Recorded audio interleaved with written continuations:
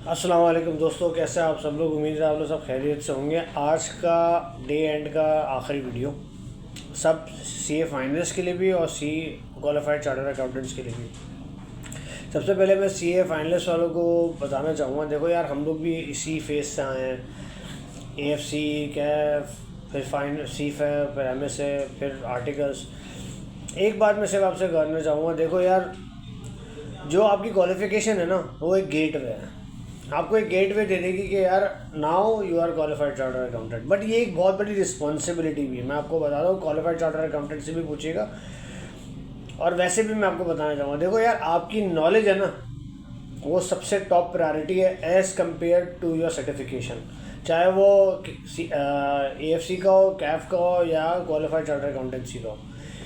आपकी knowledge base करेगी आपकी इनकम भी और आपकी कॉम्पिटेंसी भी, कि आपके पास एक्सपीरियंस कितना है। पहली बात तो यार सारे सीए वालों को मैं एक बात बोलूँगा, क्योंकि मैं खुद सीए के प्रोफेशनल से, मैं एसईसी के प्रोफेशनल से नहीं हूँ।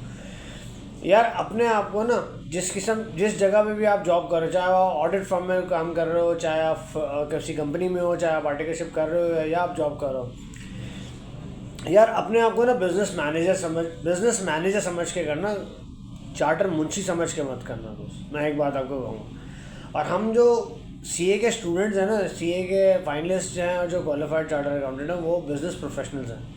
हम चार्टर मुंशी नहीं हैं। तो अपने माइंडसेट से निकाल दें कि भाई आपका ये काम है।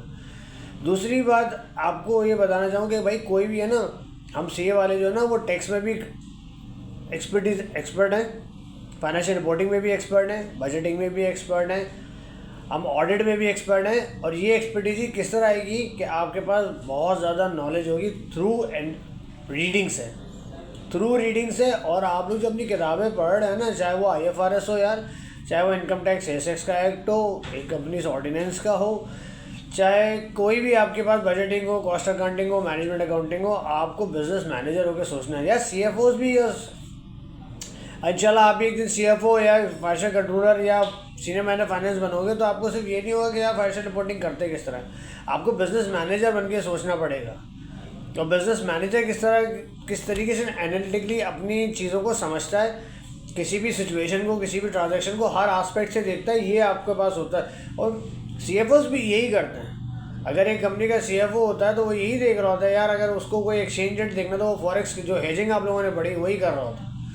फाइनेंशियल रिपोर्टिंग बना रहा हो तो फाइनेंशियल स्टेटमेंट्स के एक एक एलिमेंट्स को देख रहा होता है, उसके अलावा ट्रांजैक्शन की सिचुएशंस को देख रहा होता है। ऐसा ही होता है ना दोस्त, और तो कोई चीज़ नहीं होती। बिजनेस मैनेजर बन के सोचता है ना, सीएफओ या financial controller, senior manager finance हो, चाहे टैक्स का हो, किसी ऑडिट का हो, किसी का भी हो, इंटरनल ऑडिट में भी होगा तो वही सोचेगा बिजनेस को क्या फ़ायदा है, कहाँ पे लूप होल्स आ रहे हैं। तो वो चीज़ फाइनेंशियल कंट्रोलर भी सीख सकता है, वो चीज़ सीएफओ भी हो सकता है। थिंग इज़ दैट अपने आप को एक चीज़ में फोकस नहीं है। हम सीए वाले यार, या हम क्वालिफाइड चार्टर्ड अकाउंटेंट या कैफ क्वालिफाइड जो स्टूडेंट्स हैं, वो सारे ये मत सोचें पढ़ाई करते वक्त यार पेपर पास तो देखो यार 3 घंटे का गेम है। मैं अपने एक्सपीरियंस से बता रहा हूँ, paper pass is a challenge of 3 hours, सही है ना, या साढ़े 3 घंटे का। तो पेपर्स को सिर्फ बेंचमार्क नहीं बनाना। मैं एक एग्जांपल ले लेता हूँ, आप क्वालिफाइड चार्टर्ड अकाउंटेंट हो भी जाते हो और आपके पास वो नॉलेज एक्सपीरियंस नहीं आएगा, तो आप मुझे बताओ आप अच्छे क्वालिफाइड चार्टर्ड अकाउंटेंट कहलाओगे या बुरे चार्टर्ड अकाउंटेंट कहलाओगे। बोलेंगे यार इसको यही चीज़ नहीं आती है। इंडस्ट्रीज पर इतने हम लोग सीएस का, क्वालिफाइड चार्टर्ड अकाउंटेंट्स की भी बात कर रहा हूँ, इतने इंडस्ट्री स्पेसिफिक हो जाते हैं कि बाद में जिनको पढ़ने का दिल भी नहीं करता। आई कैप ने सीपीडी आवाज़ रखे है, बिल्कुल कौन करता है यार। जाते भी ये तो सेमिनार्स में बैठ गया बस, उसके बाद किताबें बंद। जो सेमिनार्स भी जो होते हैं वो भी किताबों से चलते हैं ना, वो भी इनकम टैक्स की किताबों से चलते हैं ना, वो भी सेल्स टैक्स के कानून से चलते हैं, फाइनेंशियल रिपोर्टिंग के हिसाब से चलते हैं। आप आईएफआरएस का कोई भी स्टैंडर्ड उठा लो, वो आपको एक्सेलेंस पे लेके जा रहा होता है और आप नीचे आ रहे होते हैं। यार आप एक्सेलेंस में जाने के नीचे आते हो। ऑडिट में मैंने भी ऑडिट लाइफ गुजारी है। वही होता है यार, फाइनेंशियल स्टेटमेंट बना के बस बोलते हैं क्लाइंट खत्म हो गया, जाए ख़त्म हो गया कोई बात। सीखने का अमल किसी के अंदर नहीं होता।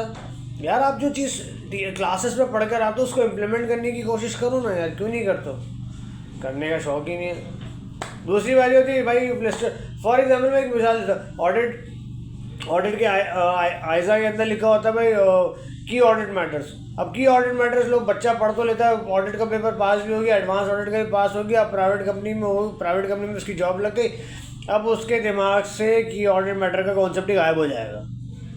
ये बहुत बड़ी एक हम सीएस के अंदर एक बड़ा मसला होता है कि एक दफ़ा क्वालिफाई होने के बाद तो बस समझते हैं यार अब तो बादशाह हो गए और बाकी चीज़ें समझने का कोई फ़ायदा नहीं है। थिंग इज़ दैट आप किसी भी सेमिनार में चले जाओ, आपकी बेसिस अच्छी नहीं है तो क्या उस सेमिनार को अटेंड करने का आईकैप का हो या किसी भी बॉडी को मज़ा आएगा आपको? ऊपर से चीज़ें जा रही होंगी सारी।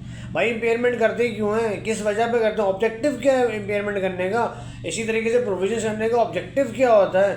मतलब वो चीज़ें हमें बढ़ते नहीं हैं, बस पेपर पास हो जाए, पेपर पास हो जाए, पेपर पास हो जाए, ख़ानदान से मिठाइयाँ आ जाएँ, लोग माँ बाप बोले भाई हमारा बच्चा तो क्वालिफाइड चार्टर अकाउंटेंट हो गया है।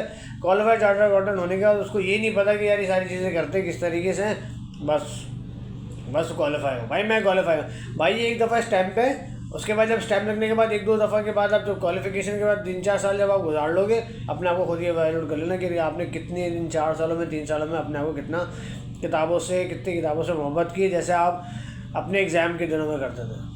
बदकिस्मती है यार हमारी, हम ये भी कह सकते हैं, ये हमारी बदकिस्मती है सीएस की। तो भाई अपने आप, और जो बच्चा कैफ में या सीफैप में रह रहा है अपने आप को किसी से हल्का ना समझे।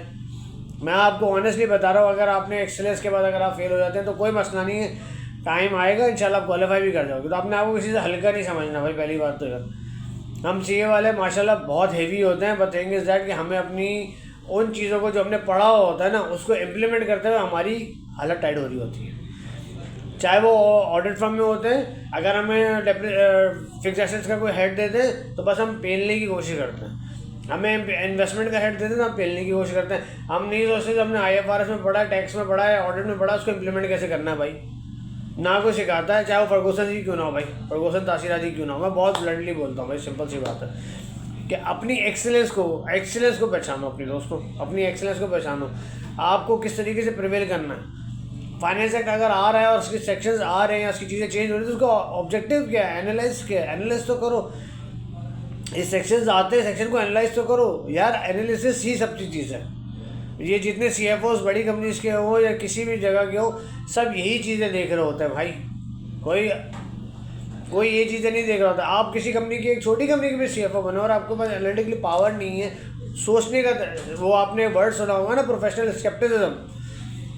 स्केप्टिसिज्म का मतलब क्या है? क्वेश्चनिंग माइंड है ना, और क्वेश्चनिंग माइंड क्या है? तो बिजनेस ऑब्जेक्टिव के। तो भाई ये चीज़ें अपने अंदर डालने की कोशिश करो।